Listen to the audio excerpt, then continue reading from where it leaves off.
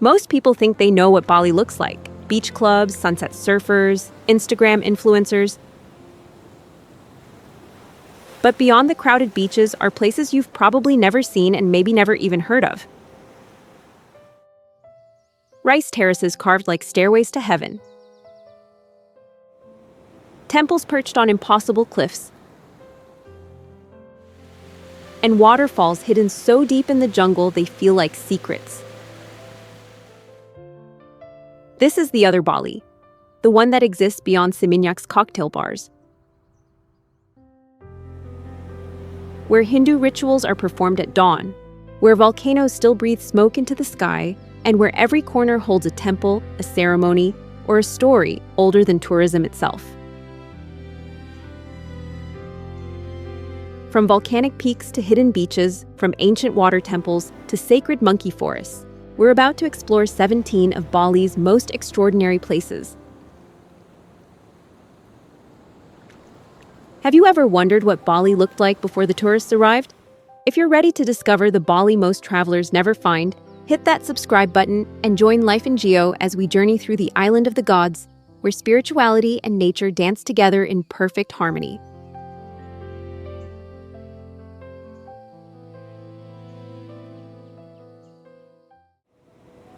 Before we begin, here are some facts that might surprise you. Bali is the only Hindu-majority region in Indonesia, a country that's predominantly Muslim. The island has over 20,000 temples, earning it the nickname Island of 1,000 Temples. Balinese people celebrate Nyepi, a day of silence, when the entire island shuts down. No lights, no noise, not even the airport operates. Bali has no natural lakes, only crater lakes formed by ancient volcanoes. The island sits on the Pacific Ring of Fire, making volcanic eruptions a real threat.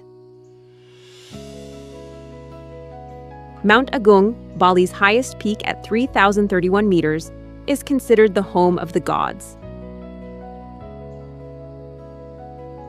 Balinese Hinduism is unique, blending Hindu beliefs with Buddhist and animist traditions. And despite its small size, just 5,780 square kilometers, Bali receives over 6 million tourists annually.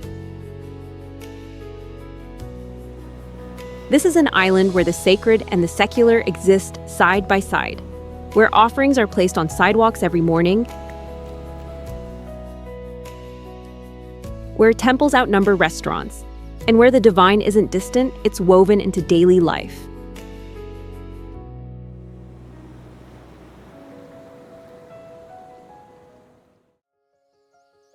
They look like they've been carved by artists, not farmers. This is Tegalalang rice terraces, where emerald green rice paddies cascade down hillsides in perfect curves. Located just north of Ubud, these terraces were carved centuries ago using a traditional irrigation system called subak, recognized by UNESCO. The system channels water from springs through bamboo pipes, ensuring every terrace receives its share. Walking through them, you follow narrow paths between paddies, farmers working in ankle-deep water, planting rice by hand. The terraces change with seasons, bright green after planting, golden before harvest, brown and flooded in between. Swing seats hang over the terraces, popular with tourists seeking that perfect photo. But step beyond the main viewpoints and you'll find quieter paths where the only sound is wind through rice stalks.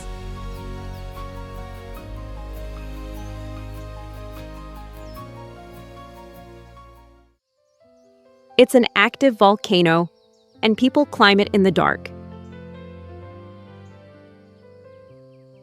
This is Mount Batur, rising 1,717 meters above Lake Batur in Kintamani. The hike begins around 3:30 a.m., headlamps lighting the volcanic trail. The goal is reaching the summit for sunrise, and it's worth every steep step. From the top, the sun rises over neighboring Mount Agung, painting the sky in shades of orange and pink. Below, Lake Batur stretches in the caldera, morning mist rising from its surface. Steam vents near the summit hiss and bubble, reminders that this volcano last erupted in 2000.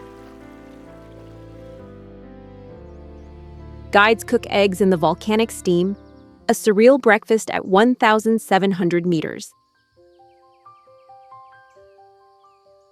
The descent reveals black lava fields from past eruptions, hardened rivers of rock frozen mid-flow. Have you ever watched sunrise from an active volcano?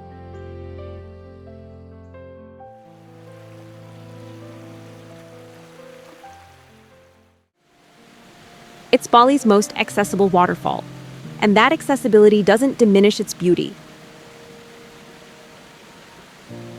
This is Teganungan, just 30 minutes from Ubud, where water plunges 15 meters into a wide pool surrounded by jungle. The waterfall is powerful, especially during rainy season when the volume increases dramatically. Steps lead down to the base, steep but manageable. At the bottom, you can swim in the pool, feeling the spray from the falls. The water is cool, refreshing after the humid descent. Cliffs surround the waterfall, lush with ferns and tropical plants. A small temple sits nearby, offerings placed daily. Teganungan gets crowded, especially midday when tour groups arrive. But early morning or late afternoon offers quieter moments. The sound of falling water drowns out everything else. And standing beneath it, you feel the raw power of nature contained in this jungle oasis.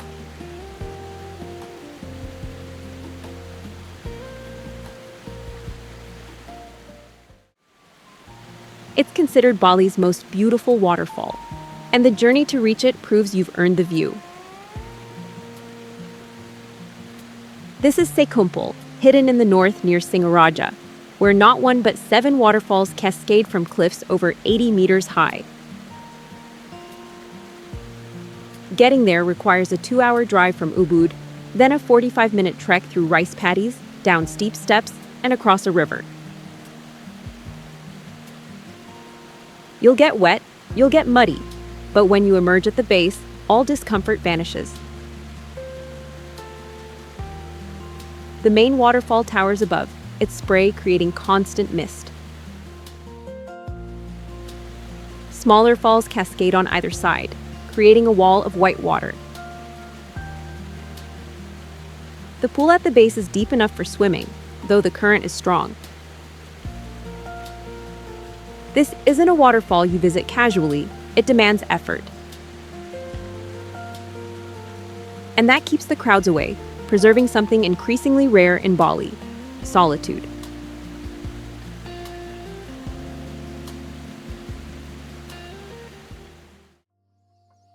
It's Ubud's secret escape, a 2-kilometer trail that feels worlds away from the town's chaos.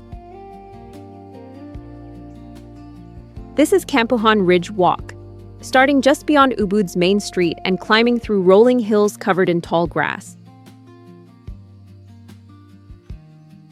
The path is paved, making it accessible even after rain. On both sides, valleys drop away, rivers running through their bottoms. Palm trees dot the landscape, and in the distance, mountains rise against the sky. The walk is best at sunrise when the air is cool and light turns everything golden. Locals jog the path, tourists stroll slowly, cameras ready. Halfway along, a small warung sells drinks and snacks. The ridge isn't dramatic like waterfalls or temples, but it offers something valuable: space to breathe.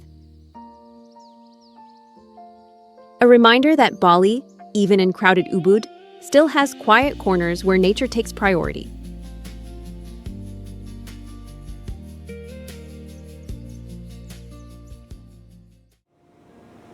It's Bali's wild sibling: rugged, dramatic, unforgiving. This is Nusa Penida, an island 30 minutes by boat from Sanur, where cliffs drop 200 meters straight into turquoise water. Kelingking Beach, the island's most famous spot, looks like a T-Rex head from above. The viewpoint is breathtaking. The descent to the beach is terrifying, steep stairs clinging to the cliffside.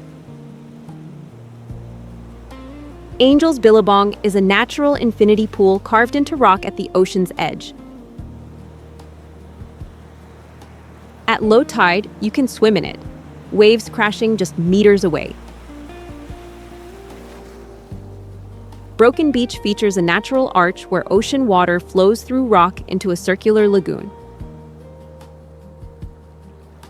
Nusa Penida's roads are rough, infrastructure minimal, but that rawness is its appeal. This is Bali before development, before crowds, before comfort became expected. And standing on those cliffs, wind howling, ocean raging below, you feel alive in a way safe places never provide.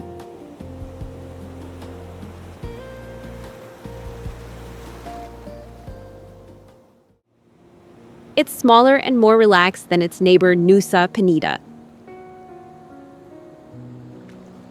This is Nusa Lembongan, an island where motorbikes outnumber cars and beaches remain relatively quiet.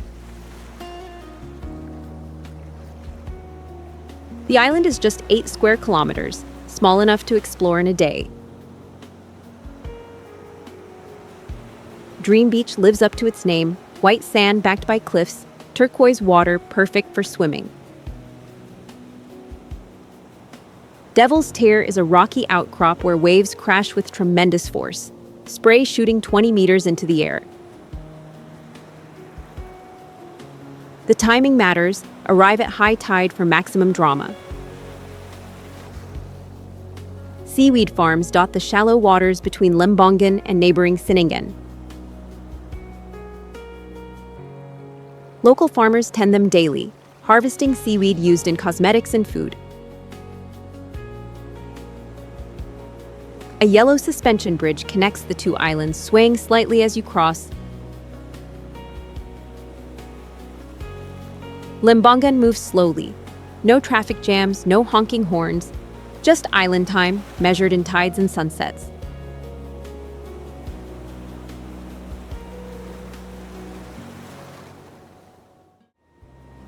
It sits on a rock in the ocean, and at high tide it becomes an island. This is Tanah Lot Temple, one of Bali's most iconic temples, built in the 16th century by a Hindu priest. The temple sits on a large offshore rock, accessible only at low tide via a narrow causeway. Tanah Lot means land in the sea, and the name is literal. The rock is slowly eroding, requiring ongoing conservation efforts. Poisonous sea snakes are said to guard the temple, preventing evil spirits from entering. The temple complex includes several shrines, but only Balinese Hindus can enter the main temple. Visitors watch from nearby cliffs where sunset views are spectacular. The sun sinks behind the temple, silhouetting it against orange and pink skies. It's touristy, yes. Vendors line the paths. But the view, especially at sunset, remains genuinely stunning.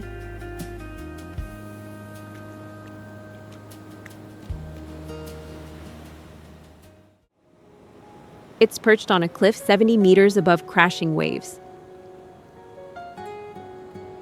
This is Uluwatu Temple, one of Bali's 6 key temples, believed to protect the island from evil spirits. The temple dates back to the 11th century, built by a Javanese sage. The location is dramatic, cliffs dropping vertically to the Indian Ocean below. Monkeys inhabit the temple grounds, hundreds of them, cheeky and bold. They steal sunglasses, hats, anything they can grab. Guards patrol with slingshots, not to hurt the monkeys, but to deter theft. At sunset, Kekok fire dance performances happen in an amphitheater overlooking the ocean. 50 men sit in concentric circles, chanting chak chak chak rhythmically, while dancers enact scenes from the Ramayana. Fire blazes. The sun sets. Waves crash below. It's theatrical, spiritual, and unforgettable. Can you imagine a temple more dramatically positioned?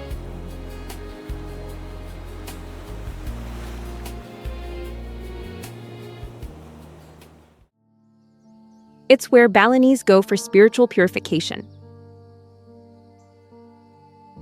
This is Tirta Empul Temple, built in 960 AD around a sacred spring believed to have healing properties.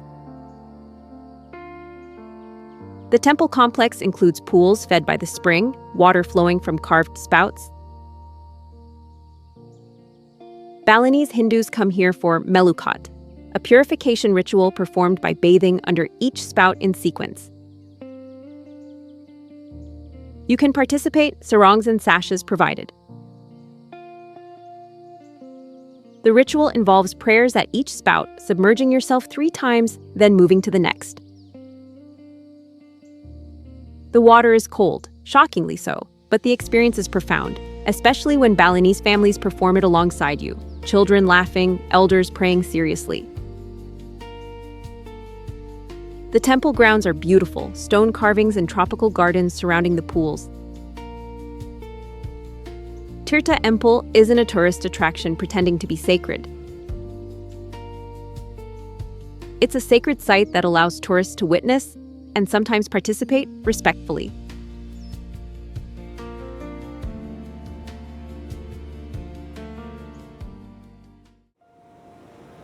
It floats on a lake, or seems to. This is Ulun Danu Beratan Temple, built in 1633 on the shores of Lake Beratan in Bali's Central Highlands. The temple sits on a small island, connected to shore by a narrow strip.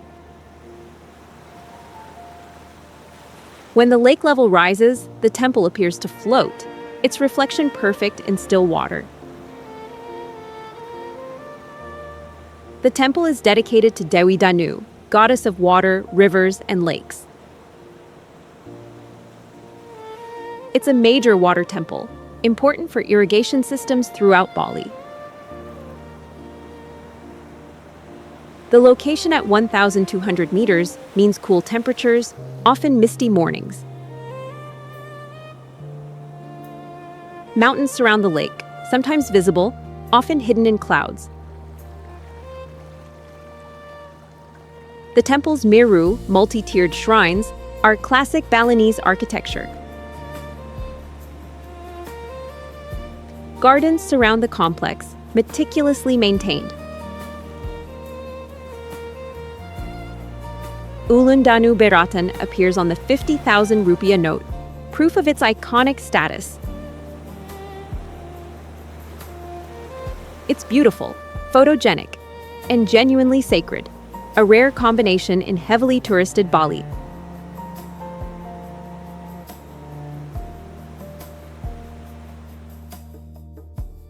Before we continue exploring Bali's hidden wonders, if you're discovering places you never knew existed on this island, make sure you're subscribed to Life in Geo. We uncover the world's most breathtaking destinations, revealing the stories behind the beauty. Hit that subscribe button and turn on notifications so you never miss an adventure. Now, let's explore Bali's cultural heart and coastal gems.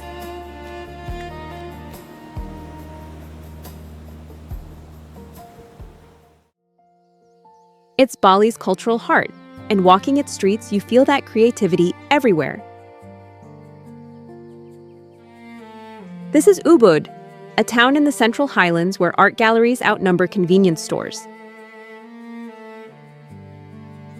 The Ubud Palace sits in the town center, traditional Balinese architecture where dance performances happen nightly. The Ubud Art Market sells paintings, textiles, and crafts. Bargaining expected. The Sacred Monkey Forest Sanctuary houses over 700 long-tailed macaques among ancient temples and towering trees.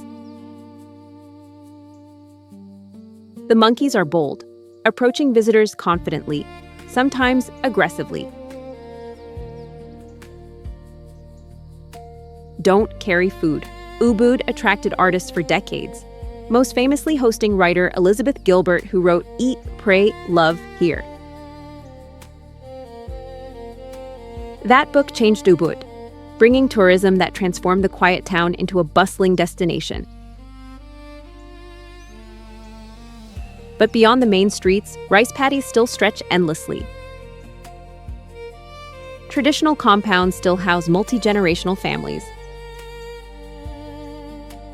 And ceremonies still happen daily, offerings placed before commerce begins.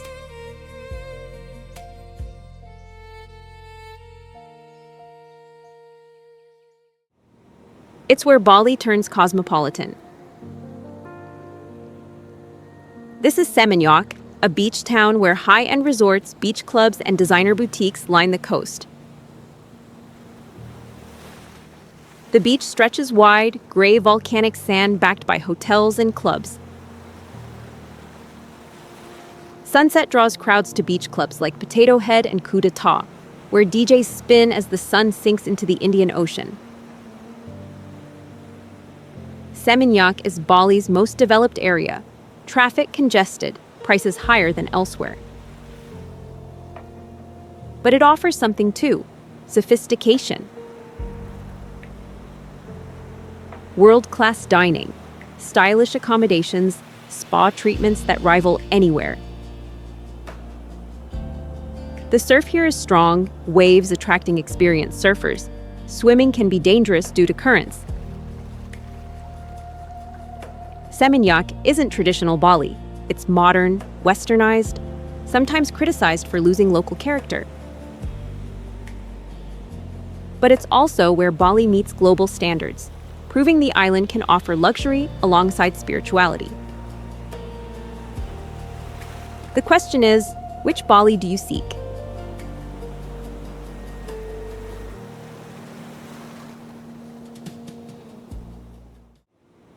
It's where Bali's tourism began. This is Kuta, the original backpacker haven turned mainstream beach resort. Kuta Beach stretches for kilometers, its sand soft, its waves perfect for beginner surfers. Surf schools line the beach, offering lessons and board rentals. Beyond the beach, Kuta is chaotic. Traffic gridlocks constantly. Hawkers sell everything. Nightlife rages until dawn in clubs and bars. The 2002 Bali bombings happened in Kuta, targeting tourist-filled nightclubs, killing 202 people. A memorial stands near the site. Flowers always fresh, a somber reminder of tragedy. Kuta isn't for everyone. It's loud, crowded, commercialized. But it remains popular, especially with Australian tourists seeking sun, surf, and affordability. And despite development, sunsets here remain stunning. The sun dropping into the ocean as surfers catch final waves. Kuta is Bali at its most accessible, most affordable, and most polarizing.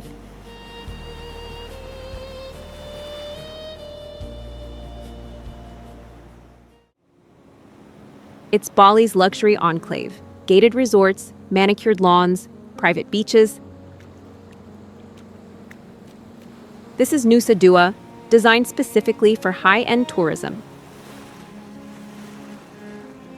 The government created Nusa Dua in the 1970s to concentrate luxury development in one controlled area. The result is immaculate infrastructure, no hawkers, no traffic chaos, but also less authentic Balinese culture. The beaches are beautiful, white sand and calm water protected by offshore reefs. Snorkeling is excellent, colorful fish visible near the shore. The water temple, Pura Geger, sits on cliffs overlooking the ocean. A reminder that even in luxury zones, Bali's spirituality persists. Nusa Dua suits travelers seeking comfort and predictability. Families appreciate the safe beaches, honeymooners enjoy the romance. But travelers seeking authentic Balinese experiences often find it sterile. It's Bali sanitized, perfected, and packaged. Beautiful, undeniably, but missing the chaos, color, and character that make Bali unforgettable elsewhere.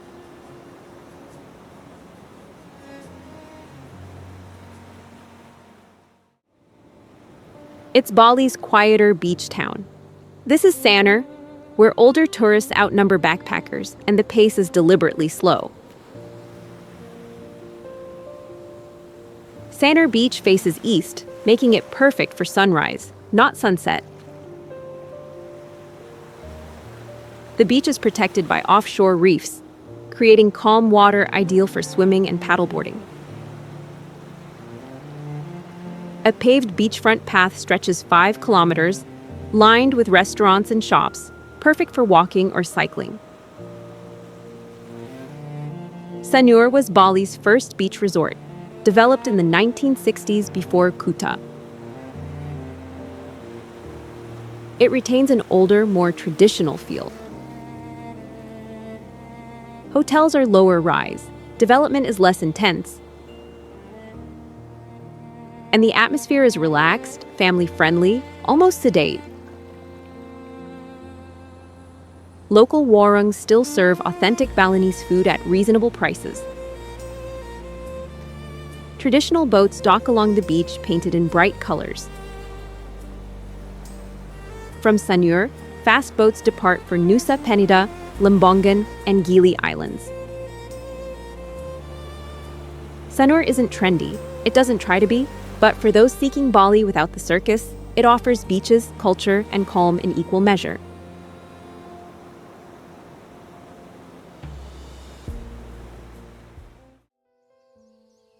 From rice terraces that cascade like green waterfalls to temples perched on ocean cliffs.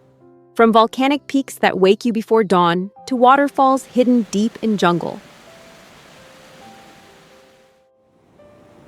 Bali isn't just an island. It's a living ceremony, where every morning begins with offerings placed on doorsteps, where temple festivals happen weekly, not annually, and where the divine isn't worshipped in silence, it's celebrated with music, dance, and color. Bali has changed. Tourism transformed quiet fishing villages into resort towns. Instagram made hidden spots suddenly famous. And development threatens the very culture that attracts visitors. But beneath the surface, the island of the gods remains. In the rice paddies where farmers still plant by hand. In the temples where prayers are whispered at dawn. And in the Balinese people who balance modernity with tradition, somehow maintaining their soul while the world watches. If this journey showed you a Bali beyond beach clubs and villas, subscribe to Life in Geo. We're revealing the world's most breathtaking places, the stories beneath the beauty. Hit that subscribe button now. Comment below. Which Bali destination will you visit first? And remember, the most meaningful travel isn't about checking off famous spots. It's about respecting the places you visit, understanding their stories, and leaving them better than you found them. Because Bali doesn't belong to tourists, it belongs to the Balinese. We're just privileged visitors. Discover the world, explore the extraordinary. See you in the next adventure.